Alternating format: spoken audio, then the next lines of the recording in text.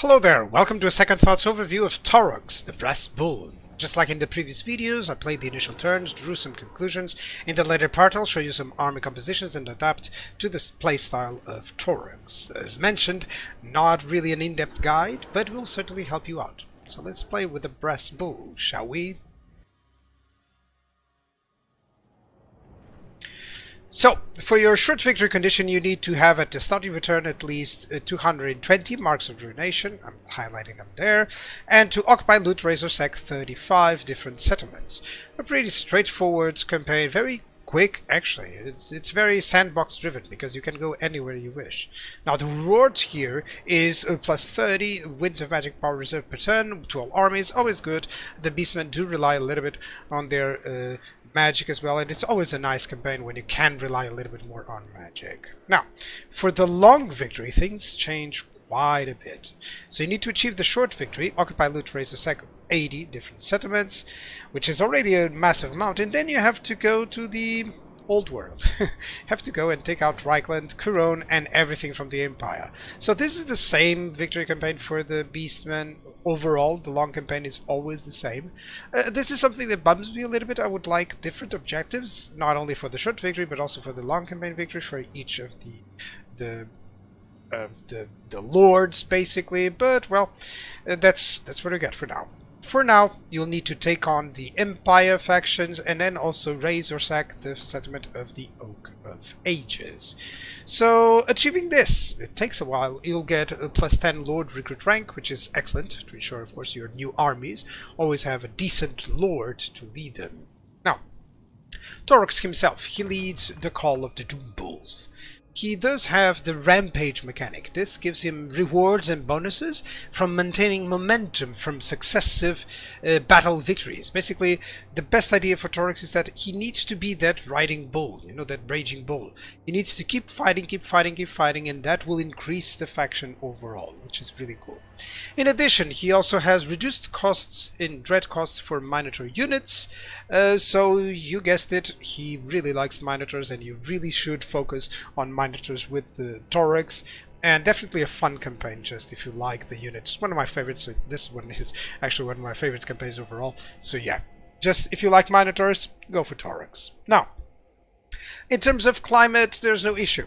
The Beastmen are one of the best factions in terms of that. Most Chaos factions are, so they are completely unaffected by climate, which is also good because you can go anywhere and without any penalties. So it's definitely one good campaign if you wish to go for a sort of domination. The Beastmen kinda can do it. If you plan out the hearthstones properly, no one can settle there, you know. But yeah, it will be a nice campaign for sure.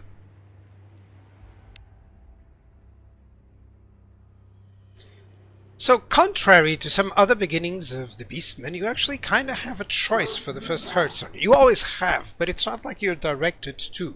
So either Clark around here, or you can go over to Storak Core, if you prefer. However, considering that Clark around actually is the capital of this faction, and it does have a building that produces units, it's kind of recommended to occupy it. So, typical expansion is actually to, of course, get rid of any initial enemies that you have or gain by raiding everything around the initial hearthstone. So, of course, you need, once you build up the hearthstone, you'll have to raise the places around the potential blood grounds to turn them into blood grounds, of course, and that's how you're going to continue. Later on, you catch up a few more enemies and you have to go against them.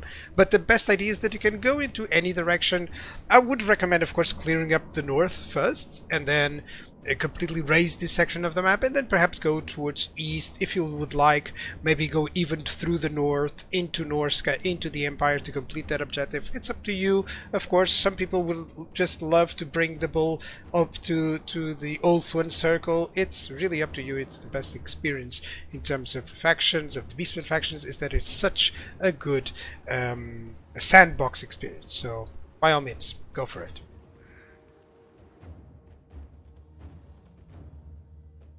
So, diplomacy is rather negligible for the Beastmen, but you may yet be able to have good relations with Chaos, for instance, with Skaven and Ogres. They don't have too much aversion towards you, so that will be your main priority. enemies will likely be everything else. The Watertide, the initial ones will be Dark Elves, the Dwarves here with Grombrindle, the Vampire Coast, definitely.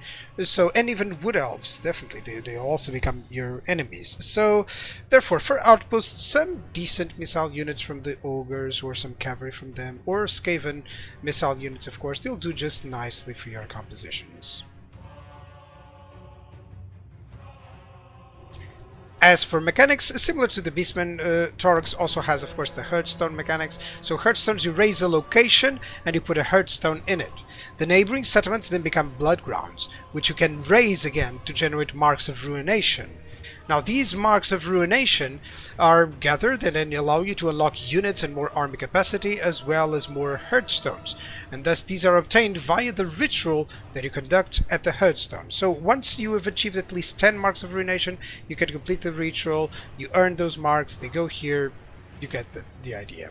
Dread is another currency. Now this currency, you can gather it mainly via battles, okay, and then it's about increasing the unit caps, because they don't have any upkeep, they don't have anything to cost in terms of that, so all that they need to increase is the unit capacity for specific units. You also can obtain the Lords, the Malagor, Khazrak, or Morgul the Shadow Grave in this case, or heroes. You do need to increase the hero unit capacity, it does stay there.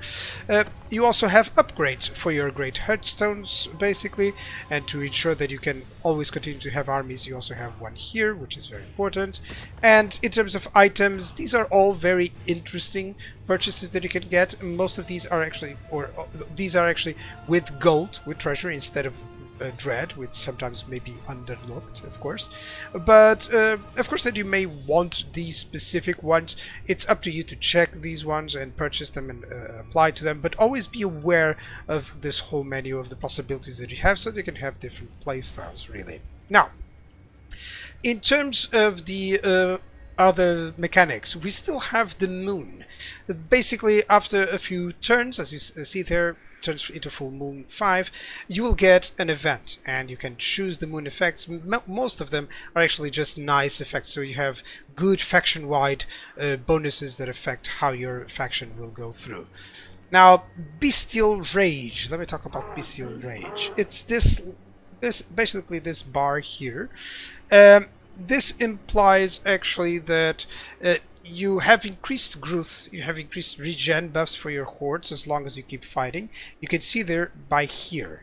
So this small icon is what it actually tells you. You can see that I have more charge bonus, more casualty replenishment rate, and horde growth just by the fact that I'm continuously fighting. Continuously fighting is the theme of the Beastmen, especially under Taurox. In just a few moments I'll mention that. So your units, remember, they cost no upkeep at all, and of course you are a horde based, so you do have the buildings with your army, basically. Now, let's talk of the specific ones. Taurox has basically two ones that are connected, Rampage and Momentum. So Momentum is exactly what it means. You keep fighting, you keep doing battles, and it raises your momentum. And as long as it doesn't go to 0, the Taurox Rampage meter will continue to grow. And that's the main thing. The more that you fight with Taurox, the better. But this goes down every turn, so the momentum goes down every turn by 1, as you can see there. So you do kind of need to keep fighting every turn. So that's why replenishment with Taurox is actually quite important, and to have a good idea of how to build his army, it's really important so that he can continue to do this. Then in the Rampage you can choose these rewards, which is actually excellent, because most of them do have better effects either to the army or to even to your whole faction as well. If I'm not mistaken, the whole faction? Yeah, because you can get, you know, the Solar Eclipse Dark Moon to trigger next turn. Maybe you want a different one. And then you have this one. So the bar needs to go all over there in order for you to have this one, which will include hero recruit rank, for instance, for Gorbals, or for Brave Shamans, or for Wargers, as you prefer. Or even less cost for increasing the capacity of Minotaurs. So you can see how this builds up into continuously fighting. But that's not all. Taurox himself has this ability, which is sometimes difficult to see. You can replenish his full movement range. He gets an extra turn just like in Magic the Gathering, you can have that OP extra turn, extra movement, basically, with Taurox. So as long as the rampage and the momentum, as long as you reach this harsh rampage, then you can use that, and of course you'll continue to get even more momentum in rampage because you managed to hit it. You managed to, with that movement, you're going to fight again. So you're going to increase that rampage. You're going to still have a little bit more momentum. Therefore, it's not as overpowered as it was in the beginning. Now you can't just conquer everywhere. But in essence, it's a good way for you to have a very fast conquering lord overall. The idea is to keep the momentum, keep fighting. Any battle that you get will increase that momentum. So yeah, that's nice.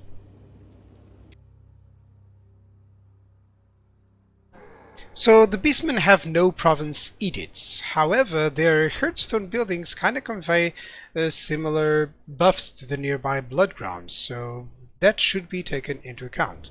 So for instance, you can have a casualty replenishment rate, horde recruitment capacity, and more chaos divided corruption, or you can have winds of magic power reserve in all Bloodground regions and line of sight over them, as well as dread gain from battles faction wide.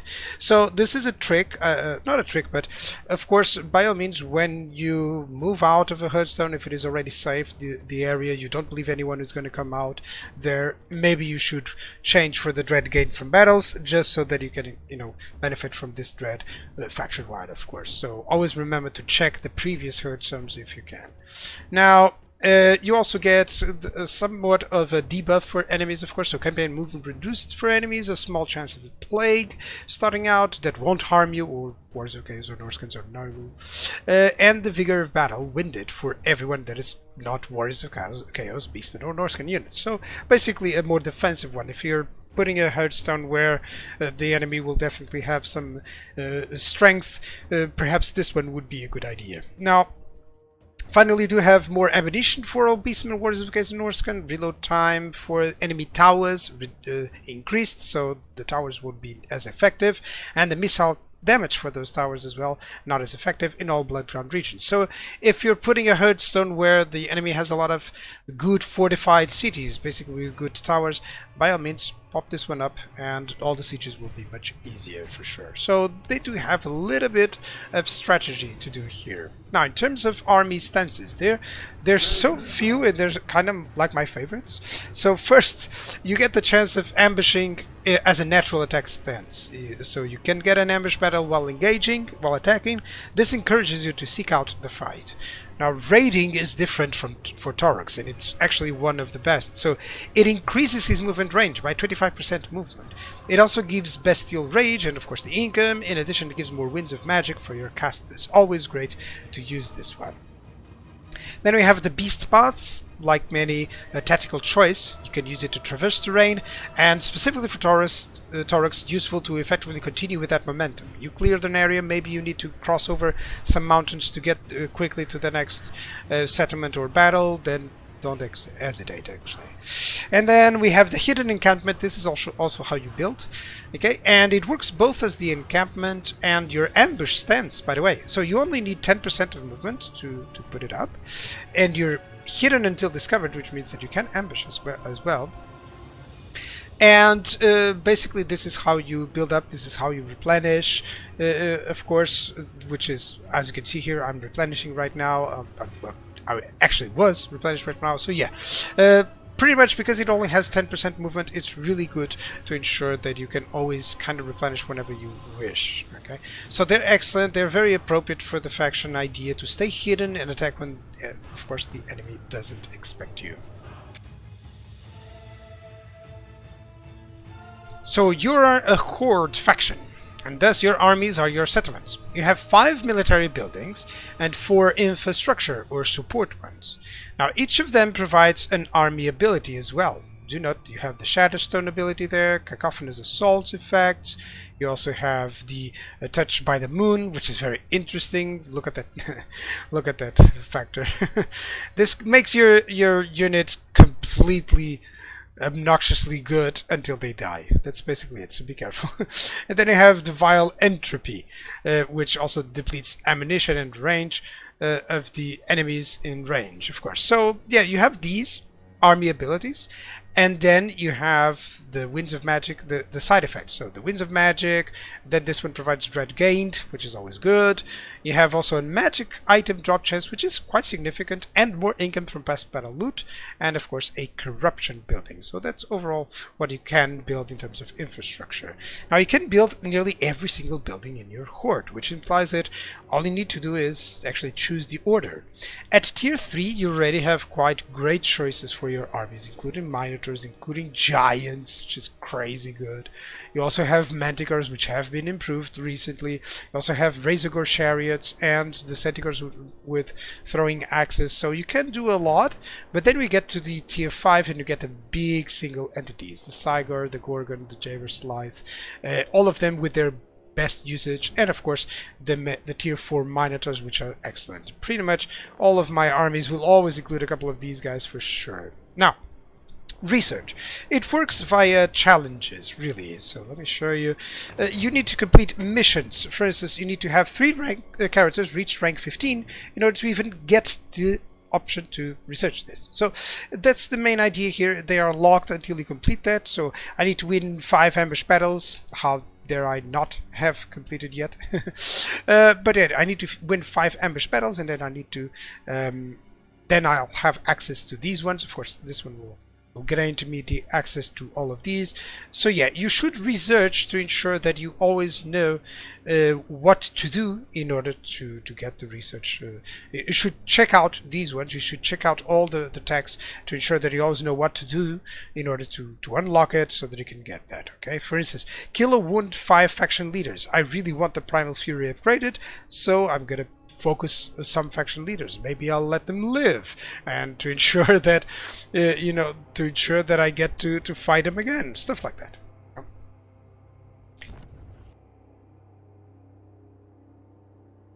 So as always, skills are divided into the Lord specific ones: magic and combat with the yellow lines, red line as for the army, and the blue line for campaign.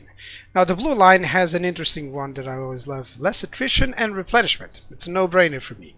However, you may choose a path based on raising, for instance, or raiding, which is always good because extra income. And you can also go into lightning strike if you prefer. I don't consider it as important as the Beastmen, because you'll find that you nearly don't need it really. But yeah, for the most part, the blue line, I would go just into this first featured Gallipot and then straight into other stuff. So red line is rather expensive considering the units that you have. Now they have finally buffed up the Manticores. Let me see where they are. I think they are here in the Beast Lord / yeah, so they finally buffed up the Manticores, which turns them quite into good single entities. So yeah, this is also a good idea now. Now Taurox has great abilities for himself and for his army, including, for instance, the Gore Feast, which is a regeneration ability actually for the Minotaurs. So you can see how they weren't buffed up enough. Now they're really good. So it focuses on those Manticores, those Minotaurs, sorry, and other single entities, for instance, as this one. So it's also always nice. In terms of your heroes, let me show you the Wargore here, for instance. He is the one that provides you replenishment. Other heroes have, all the heroes have actually nice buffs for your army, by the way, that you can wish to use. For instance, he can also cause fear for Chaos Warhounds and Harpies, and pass the frenzy for them as well. So it unlocks you several different ideas for your armies that you may wish to do, and yeah, either you would use them as more of a hero himself, you know, as a single entity himself, or you use him to buff up specific troops. Whatever, he's always good. And likewise with the Wargore, the other heroes as well will also help you out, even if it is just like the Bray Shamans with their magic. So here are the red line skills for the Beastmen. They are rather expensive, as there are many units that you may wish that may be split up, such as, for instance, in terms of the monsters, the Cygors are not here. That sort of idea that can cause these issues. Now, Taurox. Let's talk about the big boy. Taurox is all about the big ones. The Minotaurs, the Giants, the Gorgons, the Saber Scythes. He's good at buffing them up, so combinations of him using those monsters, of course, as you see above, are really in order. Now, for the sieges, I like to have a couple of Bestigars. This is the army that I used in one playthrough. It's still really good in combat. You never need so many Minotaurs as well, but, you know, a full Minotaur stock with some single entities, by all means, it's really fun to use. But this was a little bit more effective in sieges, as they could climb the ladders or climb any walls. It would be always nice to have. But up to you, of course. You could have just you know, a full stack of Minotaurs if you choose. Now, the other armies. So combinations of infantry with Minotaurs with some missile support work really well. You will likely need to have some lower tier units incorporated sometimes. So this is why I mentioned this, because I wanted to remember to tell you this. So you may have to use some sweeper units because, or sweeper armies, because of the unit caps. So it's good to plan out different combinations too. As an example here, for instance, flying units with Minotaurs work really well for sieges and ambushes. These guys will swarm really fast over any army and take really good care of them without costing even too much in terms of redline skills. Now, the Brave Shamans have a possibility of enhancing some of the unused units, so you have some sweeper armies with them. I would consider some flyers, some Centigore units. Now that the Manticores are a little bit better, they are good single entities, especially in the game, in the late game. So these are good for ambushing, especially early on. This is more of a sweeper army, really, but it does have the giants to soak up a lot. So yeah, some of these units will be really good to use because, of course, you have that unit caps. You will always enjoy a few of them in the early game, and they can do really well even up to the late game. Especially this kind of army may surprise you how effective it even is. And then finally, some even more either sweeper armies or some variations. I wanted this one to note how ineffective it is in terms of redline skills, because of course I'm drawing up armies from all over the place, especially with the inclusion of the Cygars, which are a different skill line. So yeah, you gotta be careful on the type of units that you want in your army, just to ensure that you don't expend too much skill points in the red line. But of course, you know, this is the same idea as the initial one, for instance, the initial armies that I showed, the basic ones, but instead of the flyers you can get, instead of the missile units, you can get flyers for that role, which is always excellent and a good idea as well. So yep, just have fun with the army composition, especially for the Beastmen. They're really good, and especially because they do play out on that ambush style. It's always nice that they have some better combinations.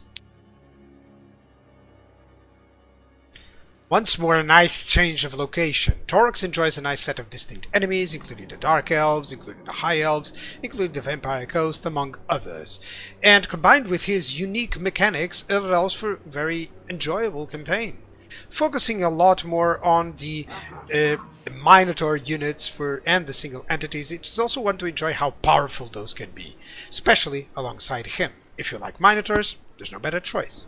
For the army, however, the Beastmen have really reliable infantry, average missiles, great monsters and single entities, good flyers. They do lack heavy cavalry, and they lack an elite anti-large infantry. Now, replenishment is great. Since you have no income, all you need is to keep fighting to get better units for your armies.